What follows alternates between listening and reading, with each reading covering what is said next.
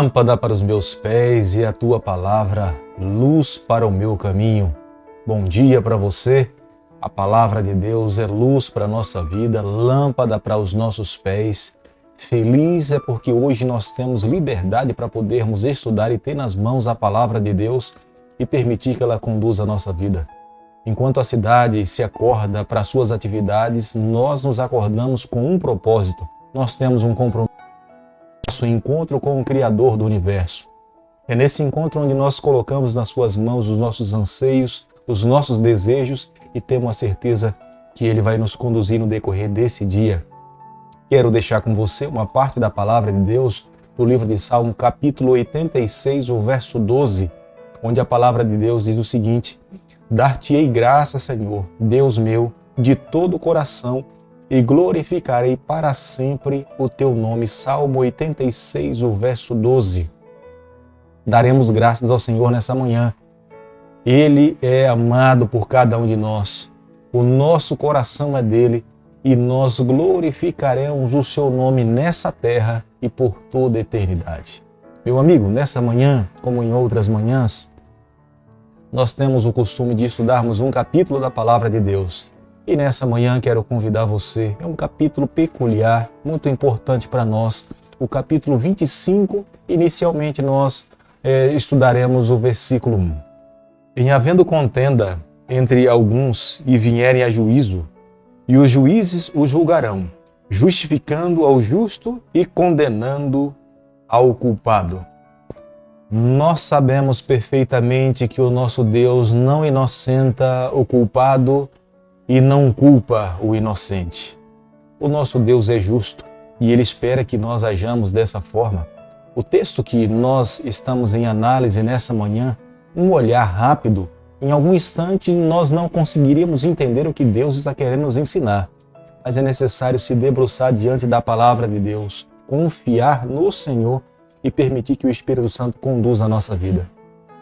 Deus estava trazendo orientações para que os juízes, os pais, os familiares pudessem ter nas mãos base com justiça para disciplinar os seus filhos.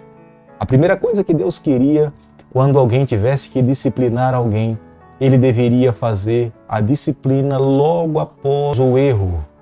A segunda coisa, Deus queria que a disciplina fosse do tamanho do erro, nem exagerada, nem diminuída demais. Deus queria que fosse justo. Uma pessoa que fosse tratada com injustiça diante de um erro banal, ela poderia se revoltar. E uma pessoa que de fato tivesse cometido um erro grave e alguém passasse a mão na cabeça ou se fizesse como se não tivesse visto aquele erro, a pessoa poderia se enveredar pelo caminho mau, pelo erro e não ter mais recuperação. Por isso que Deus queria que a justiça fosse de fato com integridade, com justiça, na medida certa, para que pudesse haver restauração, recuperação do perdido e houvesse oportunidade de salvação para aquele ser humano. São parâmetros para nós hoje quando nós olhamos para a nossa família. Como é que nós temos disciplinado os nossos filhos? Será se no momento da disciplina nós descarregamos toda a nossa raiva em cima dos nossos filhos? Será se nós o agredimos? Deus nunca esperou que fosse dessa forma. Deus nunca quis que um patrão exagerasse na disciplina de alguém que não merecesse tamanha disciplina. Deus esperava que um patrão pudesse tratar com justiça o seu funcionário. Se um funcionário precisasse de ser disciplinado, que ele disciplinasse, mas que fosse justo, que fosse íntegro, que depois, ao colocar a cabeça no travesseiro, tanto o pai como um patrão pudesse dormir em paz, tendo a certeza que tinha agido com justiça. Deuteronômio, capítulo 25, verso 4, a palavra de Deus diz o seguinte: Não atarás a boca ao boi quando debulha. Os moinhos daquele período eram moinhos redondos, onde no centro havia uma madeira e havia uma outra madeira que saía daquele centro, que era pendurada no jugo de um boi. E o boi ficava em círculo, rodando ao redor do moinho, e nos seus pés estavam os grãos ainda colados na palha, onde, na medida que o boi ia caminhando ao redor do moinho e pisando nos grãos que estavam ainda no milho, automaticamente os grãos eram soltados. Era uma forma de fazer com que os grãos se soltassem da espiga. E na medida em que o animal ia pisando sobre as espigas, os grãos se soltavam e dali se fazia a farinha. Era por isso que a boca do boi deveria estar amarrada. Porque se a boca do boi não estivesse amarrada, na medida que ele estivesse caminhando ao redor do moinho, pisando nas espigas, nos grãos, ele comeria as espigas e comeria os grãos, e não sobraria nada. Por isso que se orientava que na medida que o animal, o boi, fosse pisando nos grãos, a sua boca deveria estar amarrada para que ele não pudesse comer os grãos e as espigas que ele estaria pisando. O apóstolo Paulo usou esse argumento no Novo Testamento para defender a ideia de que aqueles que trabalham para o Senhor precisam receber os seus honorários, precisam ser assalariados. Paulo entendia que aqueles que se dedicavam a pregar o Evangelho, a palavra de Deus, eles precisavam ser mantidos. Mas eu e você, nos dias em que nós vivemos, nós não podemos nos esquecer. Aquelas pessoas que trabalham para nós, que estão nossos funcionários, nós não podemos ser injustos com elas. Nós precisamos pagar o devido salário, o devido valor que cada uma delas merece. Quando nós as tratamos de uma forma injusta, nós, diante do nosso Deus, nós também somos considerados como estando em falta. Jamais deixe de reconhecer aqueles que trabalham para você, ou aqueles que trabalham para o Senhor. Quantas pessoas se envolvem na obra de Deus e não recebem uma palavra de reconhecimento? Quantas pessoas nos servem nas nossas atividades, até dentro da nossa própria casa, e nós não abrimos a boca para reconhecer que essas pessoas são especiais e nos serviram e nos foram úteis?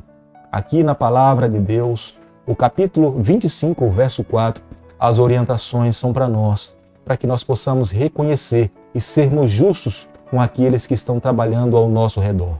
Deuteronômio capítulo 25, o verso 5, a palavra de Deus diz o seguinte: Se irmãos morarem juntos e um deles morrer sem filhos, então a mulher do que morreu não se casará com outro estranho fora da família. Seu cunhado a tomará e a receberá por mulher e exercerá para ela a obrigação de cunhado.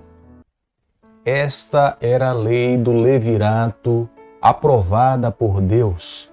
Era uma forma de Deus proteger uma viúva num período onde não havia INSS, onde não havia um suporte do governo para manter a sua vida e os seus filhos se ela tivesse. Mas era uma outra forma de perpetuar o nome daquele que tinha falecido.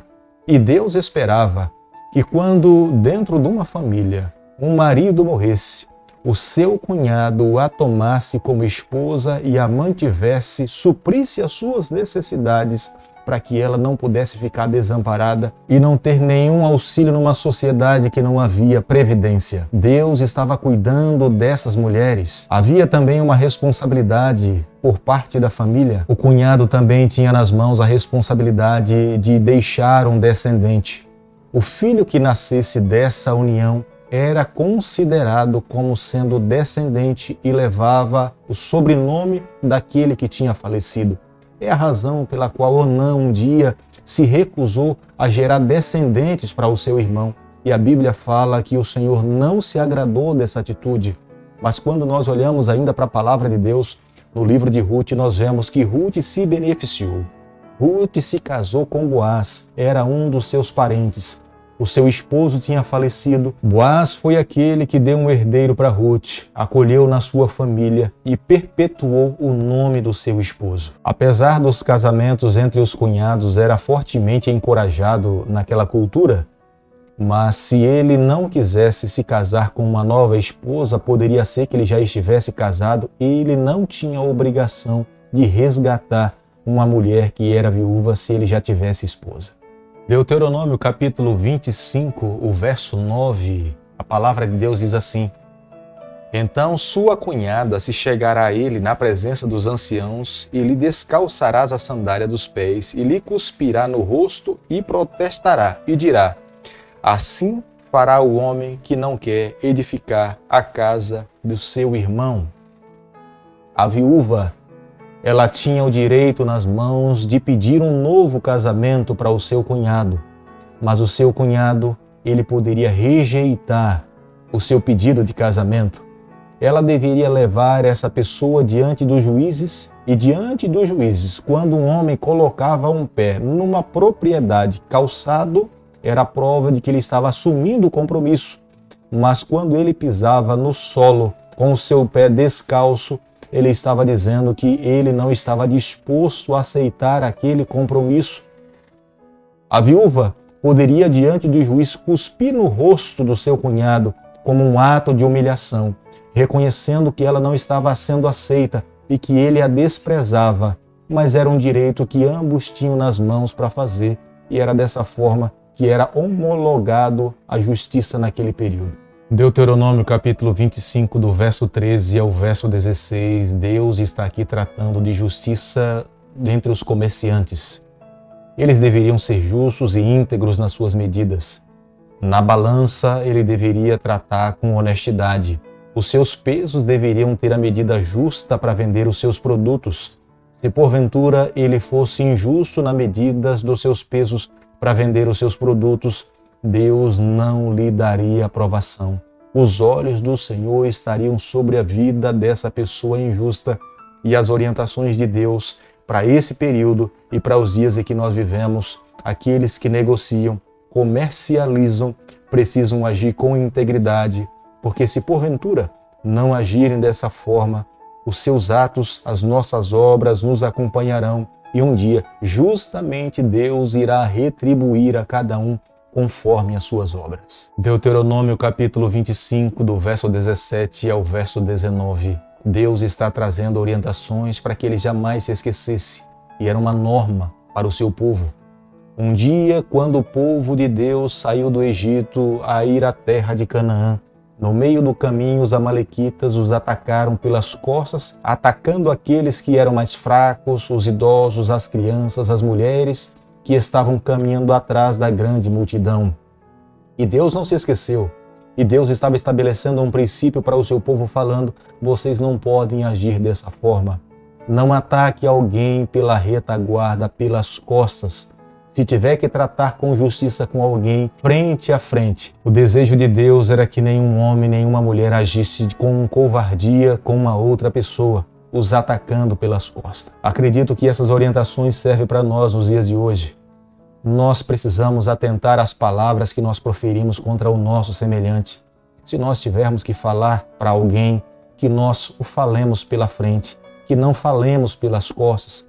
É honesto. Os céus estão com os seus olhos abertos, contemplando a face dessa terra, os seus filhos que vivem aqui. E se nós queremos contribuir para o crescimento de alguém, a melhor atitude, a melhor maneira que nós precisamos fazer é buscar as pessoas, tratar frente a frente, olhando nos olhos, agindo dessa forma, nós estaremos seguindo as orientações que a palavra de Deus espera que nós possamos seguir. Meu amigo, nessa manhã, ao concluirmos o capítulo 25 do livro de Deuteronômio, eu e você, nós precisamos chegar às seguintes conclusões. Da mesma forma como um dia Deus estava preparando uma nação para testemunhar do seu nome quando entrasse na terra prometida, Deus hoje também está preparando um povo que testemunha acerca do amor de Deus, que proclame as boas novas de salvação. O desejo de Deus é que esse povo possa um dia morar com Ele na Nova Jerusalém. É uma terra que mana leite e mel, é uma terra que jamais terá fim, onde nós teremos a alegria de estar ao lado do nosso Criador e viver com Ele por toda a eternidade.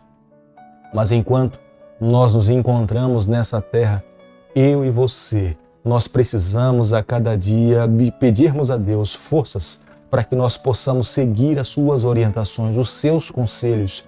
A palavra de Deus jamais se torna ultrapassada. Os conselhos da palavra de Deus são aplicados na nossa vida hoje, e vivendo dessa forma, tenha certeza, quando o céu se abrir, que Ele fizer o convite para os seus filhos morar com Ele para todo sempre, o nosso nome, nós seremos convidados para viver com Ele por toda a eternidade. Querido Pai, nas Tuas mãos nessa manhã nós nos colocamos, confessamos as nossas falhas, pedimos perdão pelos momentos que nós não fomos íntegros, como o Senhor espera que nós possamos ser. Por favor, Senhor, fica conosco nesse dia, a nossa vida, é o nosso pedido, é a nossa oração que nós fazemos em nome de Jesus. Que o Senhor te abençoe e te guarde, que Ele faça resplandecer o seu rosto sobre você, que Ele tenha misericórdia de você, que sobre você, nessa manhã, Ele levante o seu rosto e conceda a sua paz em nome de Jesus. Amém.